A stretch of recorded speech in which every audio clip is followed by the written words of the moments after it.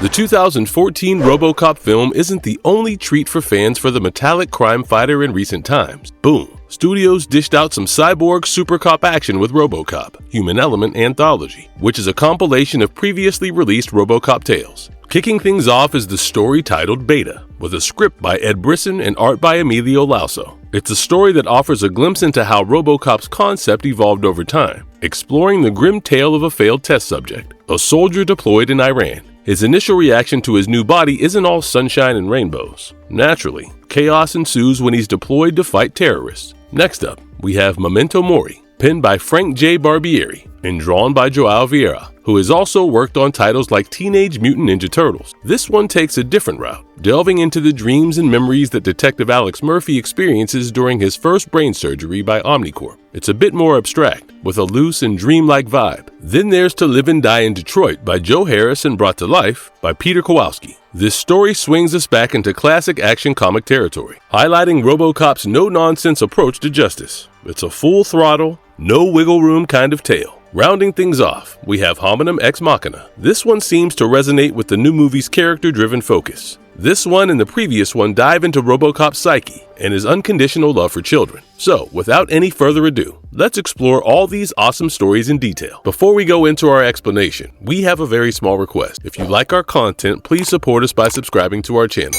This is a small click for you, but for us, it means a lot. Thank you. Let's begin. Beta. We know that in the 2014 Robocop film, the multinational Omni Consumer Products, the multinational conglomerate and parent company of Omnicorp, revolutionized warfare by the introduction of enforcement droids or ED 209s and ED 208s. These helped in keeping the pace while maintaining law and order. However, the Omnicorp CEO, Raymond Sellers, played in the movie by the veteran Michael Keaton, developed more ambitious goals. He wanted to market his company's technology in domestic markets, or domestic law enforcement to be precise. But there was a small hiccup. In order to get his toys serving on American land, he had to ensure that the Dreyfus Act was done and dusted. According to the Dreyfus Act, one could not deploy militarized drones on United States soil. So of course, he had to ensure that the act was gone. But that would first need a change in public perception, as not many Americans would want an armed robot roaming the same streets as the one on which their children played. Naturally, Sellers heads to his chief scientist, Dr. Dennett Norton, who was played by Gary Oldman in the movie, and asks him to come up with an alternative to an armed robot,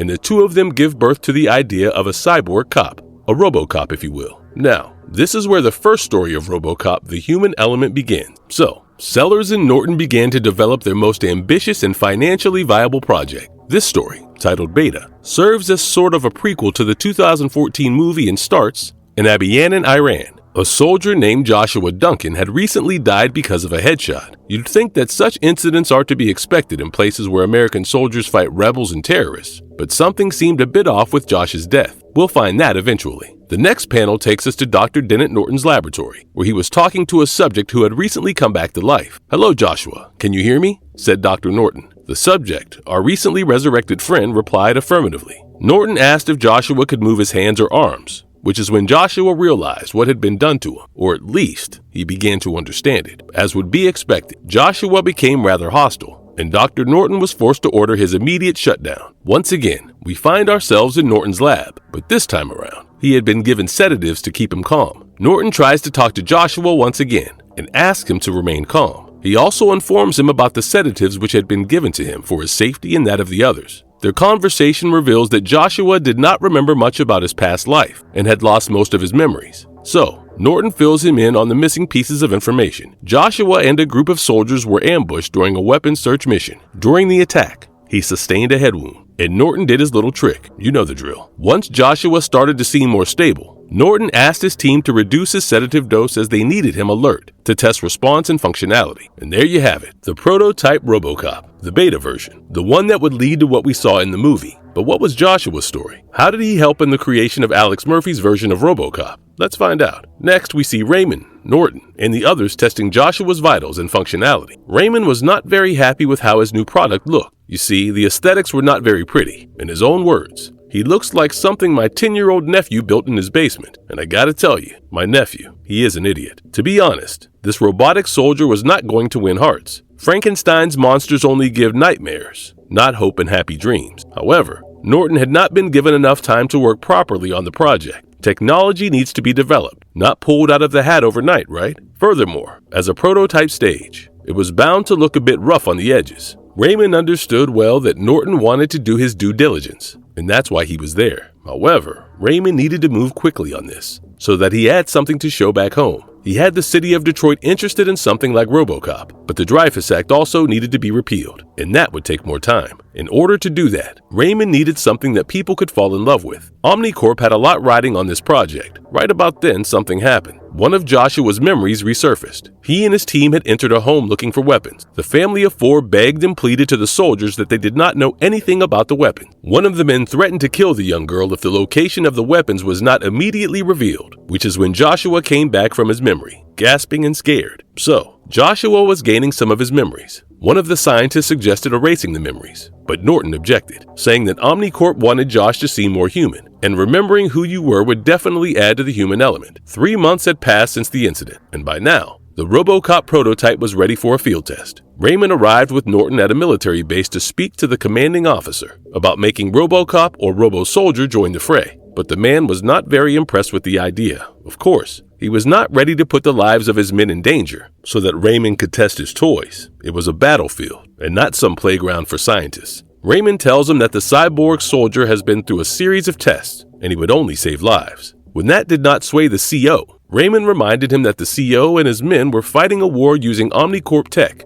like the Ed 209, developed through field testing with the military. And that tech has saved lives. If required, he could pull away the enforcement droids and give them away to other outfits who would be happy to support Omnicorp the way the company wanted. Raymond was, of course, screwing the CO, but was only pretending to give him a choice. Right about then, the man got news about a few soldiers needing immediate assistance some 4 clicks away. This was the cue that Raymond had been waiting for, as the CO was compelled to agree to bring Robo-Soldier along. You see, he could not afford to lose the Eds. The cyborg wasted no time in following his prime directives and taking the hostiles out with ruthless efficiency. One by one, he took out everyone, leaving none of the human soldiers to kill. Back at the base, the soldiers were thrilled to see what the cyborg soldier could do. Later that night, the CO learned the truth about Norton's new creation. He was shocked to find out that the man was actually Joshua Duncan, someone whose death had been witnessed by half the platoon. Norton tried telling the man that this may give the soldiers some hope, as it makes death seem less final. However, it was the fear of death that kept the soldiers fighting till their last breath without giving up. The CO informed Norton that he would not have such abominations in his platoon and left. Meanwhile, Norton's colleague noticed some irregular readings coming from the subject. Joshua had gone rather berserk, breaking out of the laboratory to go after his team. Joshua claimed that they had killed the innocent girl and her family, but in reality, it was Joshua who committed the war crime. Upon realizing what he had done, Joshua lost his mind and went suicidal. He ran outside to find an enforcement droid and attacked it. This was intentional because Joshua had gone suicidal. He wanted to stay dead. 2 days later, Norton revealed that Joshua and his mates had entered the wrong home after receiving incorrect intel. A robot had committed suicide, which was beyond Raymond's understanding. However, the lesson they learned was that they would vet the hell out of the next candidate. No more military hand-me-down. They needed someone who was in their right mind, someone who had not committed any crimes and was a perfect man, maybe a devout Christian and family man, someone like Alex Murphy. Memento Mori. Memento Mori is actually a Latin phrase that means remember you must die. Carrying forward the theme of remembering death, writer Frank Barbieri and artist Joao Vieira do an amazing job as they delve into the psyche of Alex Murphy when he was on the operating table of Dr. Danette Norton. Vieira has painted the comics in some really vivid colors that seem psychedelic, and Frank Barbieri's writing brings to light the psychological trauma that Murphy must have felt. So, this story is set entirely during the time when Murphy's brain was being installed with most of the cyberneural circuitry during his neurosurgery, which Danette explains is the most dangerous of the many surgeries they would be performing on Murphy. One small mistake, and they could erase years of the man's life. The entire story takes place inside Murphy's mind, which is in a hallucinogenic state, filled with images that seem like a blend of memories and dreams, and even nightmares. The first page of the comic shows several panels that depict Murphy's past. We then go deeper into his mind, where he manages to identify himself but finds himself in a nightmare filled with snakes. He immediately wakes up, still in his mind, but finds the alarm clock to be distorted. The numbers are out of focus and slippery. He goes downstairs to his family, but they and the room itself are melting away like wax, like a poorer version of Van Gogh's Starry Night. He is confused. Alex hasn't realized that he is a figment of his own imagination. He thinks it's all real. It is now that he meets his nemesis,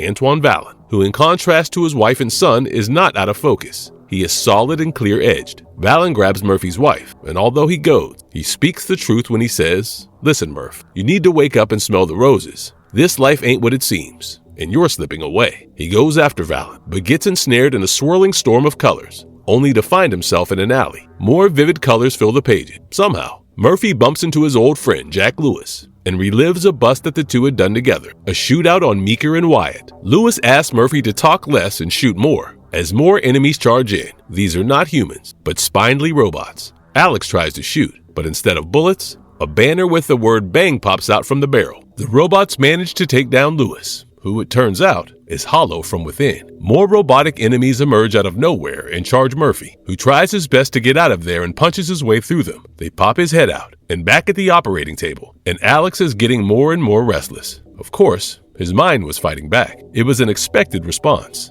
as the brain did not want the doctors poking around uninvited. One of the doctors places a chip inside Murphy's brain, but he is getting unstable because of the horrid dreams he was watching, and he needs to be relaxed. So, Dr. Norton gives him a dose of dopamine to calm him down. This was supposed to transform Murphy's nightmares into happy dreams, but inside his brain, something else was happening. Murphy finds himself in another vision after the dopamine shot. He was now back in his home and was staring at his family's portrait. Vallon had come back as well, talking like Alex's wife. "Why don't you come over here and give me a kiss? I'll make it all better. Maybe let you in on what's going on." Alex charges at Vallon once again, and this time, his strike slices Vallon in two parts. But he becomes whole again. Still talking like his wife, Vallon berates Alex for being married to his work and tells Alex that it would be better to find another man and settle somewhere else. The next panel is a mix of several of Alex's memory: the birth of his son, his graduation ceremony as a police officer, chase sequences, and his wife on a beach. In another vision, Alex manages to get hold of Vallon and asks what Vallon is doing to him. Vallon simply says that he was trying to help and warned about the arrival of someone, but who?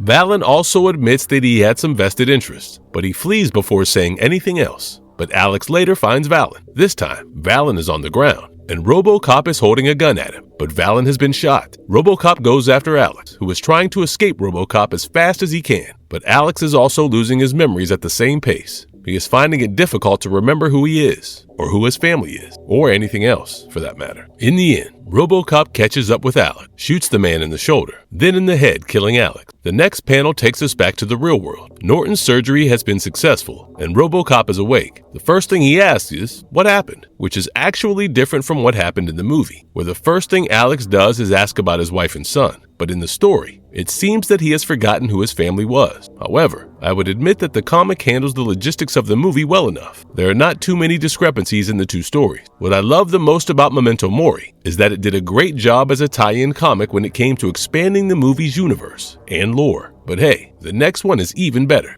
To Live and Die in Detroit. This one begins with a beautiful view of the city of Detroit. You know, the sun is going down and the sky around the iconic Ambassador Bridge is painted in beautiful color. But what looks beautiful in a long shot is often ugly in a close-up. So yeah, Central reports a disturbance along the westbound side of the Ambassador Bridge crossing. A young girl had wandered into traffic atop the bridge, is what the witnesses had reported. Dispatch knew that the police patrol car with the 381 plates was nearest to the location, so they were asked to reach the spot and rescue the girl. However, officers from 381 had been stuck because of the traffic, so they were not being able to make it to the individual. Just about then, a speeding truck was approaching the young girl, who was so much in shock that she couldn't move a muscle, let alone move out of the way. Of course, the city of Detroit had a protector, not the silent kind like Batman, but someone whose thumping steps sent chills down criminals and corrupt officials alike. If you were a bad guy, you better be out of Robocop's way. He told dispatch that he was on the way, and swooped the girl out of harm's way. In his awesome black armor, riding his uber-cool bike, Robocop was a super cop, a hero, a one-man army in the city of millions. The rescued child definitely needed medical attention, but before he could take her, the two cops who were previously stranded in traffic came in and offered to take the girl. However, before the girl was taken, Robocop noticed that the child's hand was tattooed, the design of which resembled the letter K. Interestingly, Dr. Norton could remotely read Robocop's vitals, and there was an unusually high spike in Robocop's adrenaline level. It was not like the cyborg cop was new to such high-stakes situations, but there was just something special about this one. But before the savior of Detroit could analyze the girl's tattoo further or ask questions, another speeding runaway truck caught his attention. It was important that he took care of it, so Robocop caught up with the burning truck. and drove it into the Detroit River. A major calamity was averted. However, the cops who took the girl with them seemed quite strange. One of them asked if they could handcuff the girl because she might run again. The other one responds that they can put the handcuffs on after they are out of there. Clearly, the cops had had a history with this girl, and she probably ran away from their custody. But handcuffing an innocent and traumatized child is not very cop-like. Furthermore, they were in a rush to get out of the bridge and get somewhere else, and none of them discussed if the girl should be taken to child support or somewhere else. Nevertheless, RoboCop had saved the day, and it was time for him to return to the Omnicorp in Detroit Police Department's headquarters. Murphy's vitals were off, so Dr. Norton asked if he was okay and suggested sedatives so that he could get some rest. However, RoboCop refused to take the sedatives, and instead, he opened his own link to the municipal systems, with a focus on the police department database. It wasn't necessarily strange because although RoboCop followed OCP's lead, his capabilities were adapting.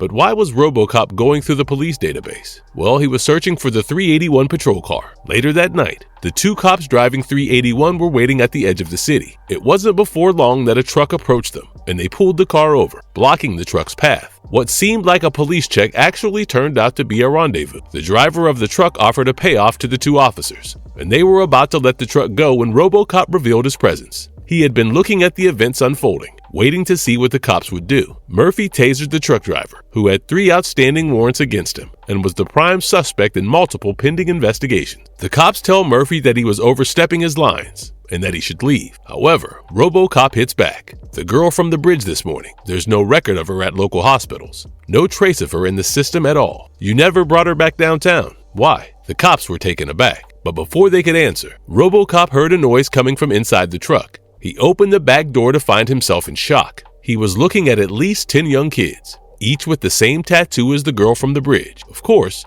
the cops were all in on the contents of the shipment. RoboCop persuaded one of them in his own way to get a name, and it did not take time for him to learn the name of Jonas Krail, which explains the K-style tattoos. Jonas Krail presided over an empire built on human trafficking and misery. Yes, he was a philanthropist, but he had amassed a fortune built on exploitation and spent almost as much buying influence and the sort of friends in high places necessary to make it all work. Furthermore, he had employed an army of private contractors to protect him. But RoboCop is the future of Detroit, an army of one in a city of millions. He's equipped to deal with almost anything without fear. Why almost? You'll see it in just a bit. The man, the machine, the cop entered Krail's building and demanded Krail. As would be expected, Krail's men opened fire, but it was fairly obvious who the victor would be. One by one, he killed the men and entered Krail's personal chambers, where Krail was being served by one of his slaves, another young child. Krail was nothing less than a smug. He was going on about how RoboCop has ensured the end of his empire, but also that he had already started liquidating his assets,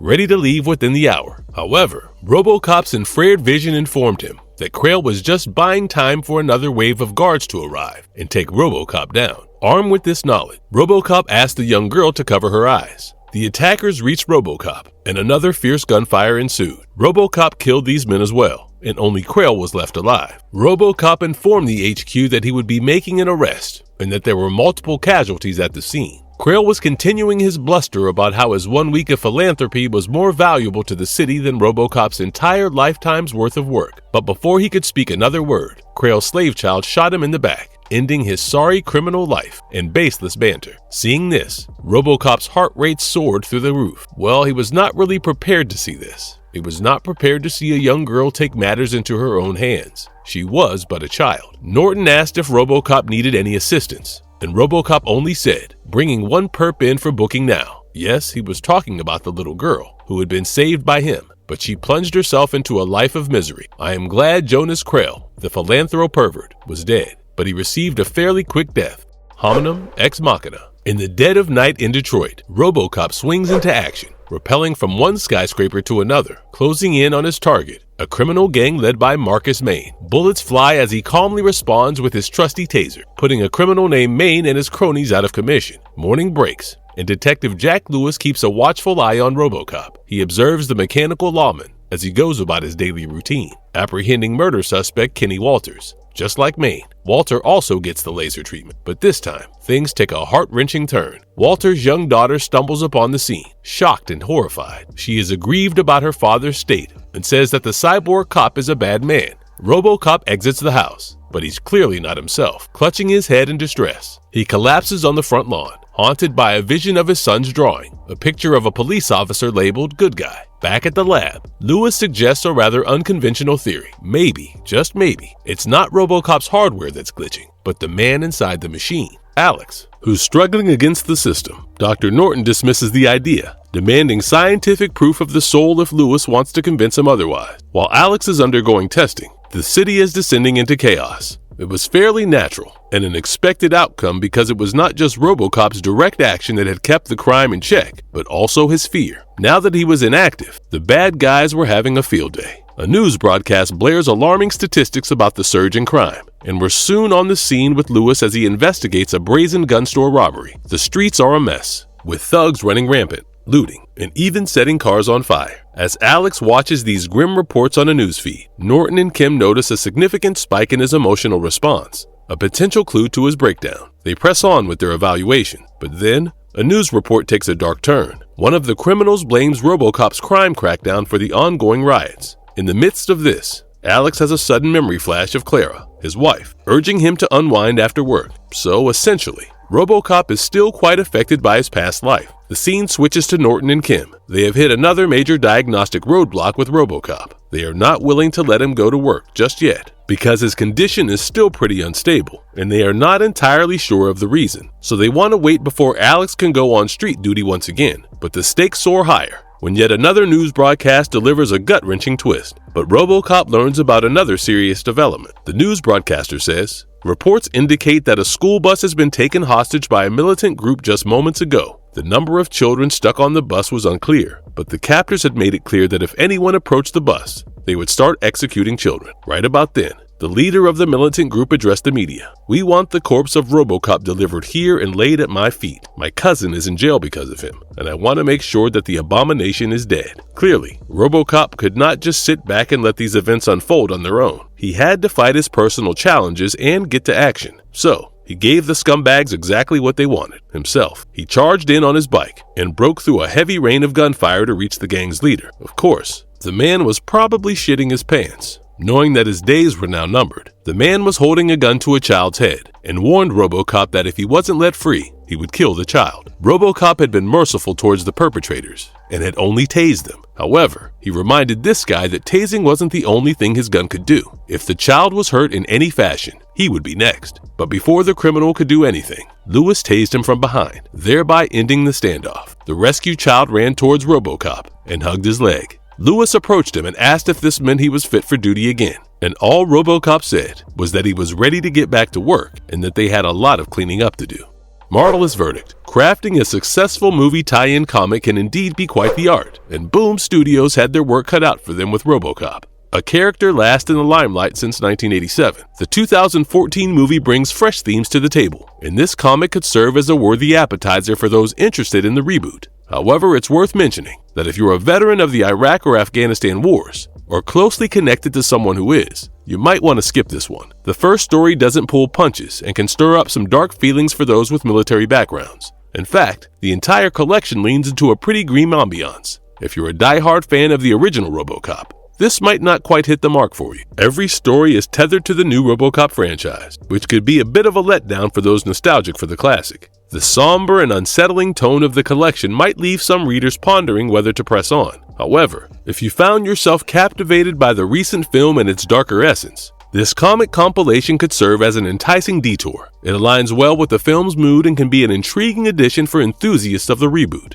In the end, it's all about personal taste and where you stand in your Robocop fandom. And if you liked our content, don't forget to leave a like and subscribe to us if you haven't already. Have a good one and be safe. Thanks everyone.